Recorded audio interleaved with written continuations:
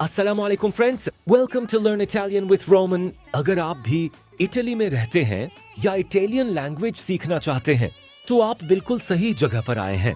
यहाँ हम आसान तरीके से step by step daily useful examples के साथ इटालियन सीखते हैं। आज हमने मैस्कुलिन एंड फेमिनिन का बहुत इजी लेसन सीखा क्योंकि बहुत से बिगिनर्स इटालियन में il cala una questo questa में कंफ्यूज हो जाते हैं।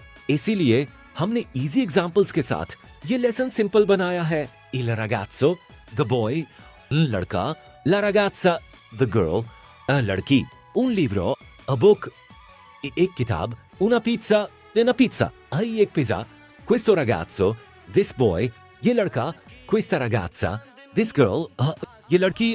देखा, इटालियन सीखना इतना मुश्किल नहीं, सिर्फ रोज थोड़ी प्रैक्टिस और कॉन्फिडेंस की जरूरत होती है। हमारा मकसद है हर बंदा आसानी से इटालियन समझ सके और कॉन्फिडेंस के साथ बोल सके। अगर आपको ये लेसन हेल्पफुल लगा, सेव करें, शेयर करें, फॉलो जरूर करें और कमेंट में बताएं आप अगला कौन सा टॉपिक सीखना चाहते हैं।